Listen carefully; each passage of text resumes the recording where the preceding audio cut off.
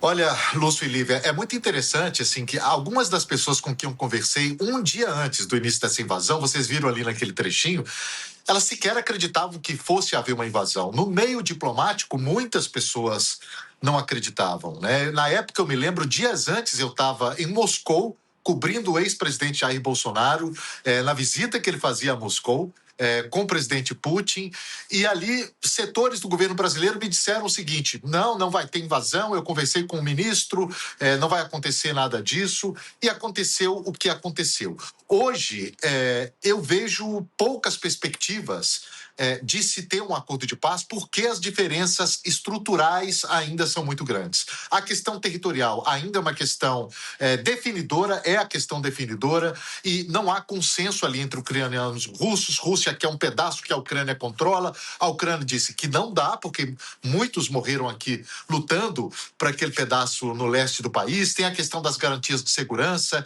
tem a questão da usina de Zaporizhia, ou seja, há uma diferença enorme. A Ucrânia, inclusive, concordou em congelar as atuais linhas de frente. A Rússia controlaria essa parte invadida sem que a Ucrânia reconhecesse, mas a Rússia quer mais. Portanto, o discurso da Ucrânia agora e de muitos europeus é que a Rússia, na verdade, está sentando para negociar, mas não quer paz. Na verdade, quer ganhar tempo com isso.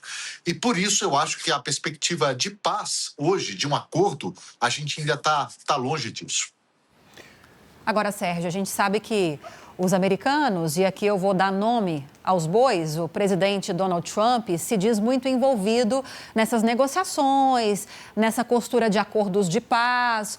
Houve até na época da campanha importante presidencial americana, é importante a gente trazer esse elemento, uma certeza muito forte que ele dava de que quando eu for presidente, uma das minhas primeiras determinações e ações será acabar com a guerra na Ucrânia. E ele mesmo, depois que assumiu o poder mais uma vez, percebeu a dificuldade de fazer essas negociações avançarem por causa desses pontos que você citou agora para a gente.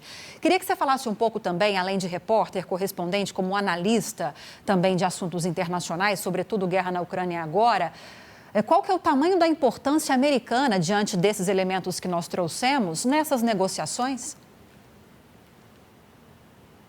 Olha, é uma importância gigantesca, não apenas nas negociações, mas também na proteção desse país. Todos os mísseis que a Rússia lança aqui em Kiev, por exemplo, em outras regiões do país, os ucranianos precisam de armas produzidas pelos norte-americanos para defender o país. Quando essas armas vêm da Europa, por exemplo, eles precisam de permissão dos norte-americanos, que são os donos da tecnologia. Por aí só você vê a importância do envolvimento dos Estados Unidos.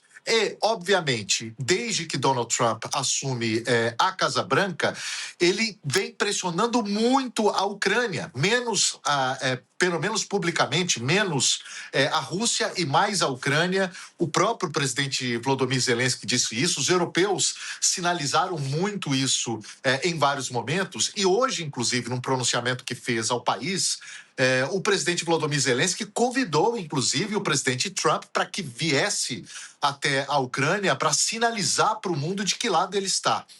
Ele, inclusive, nesse depoimento, o Zelensky mostra pela primeira vez o bunker onde ele trabalhava e dormia naqueles primeiros dias de 2022, quando foi oferecido para ele pelo então governo Biden para que ele deixasse o país sob proteção, e ele falou que não, que ia ficar. É muito reconhecido, inclusive, por causa disso. E hoje a gente está nessa situação. 4 anos depois, centenas de milhares de mortos em ambos os lados e sem perspectiva de paz por enquanto.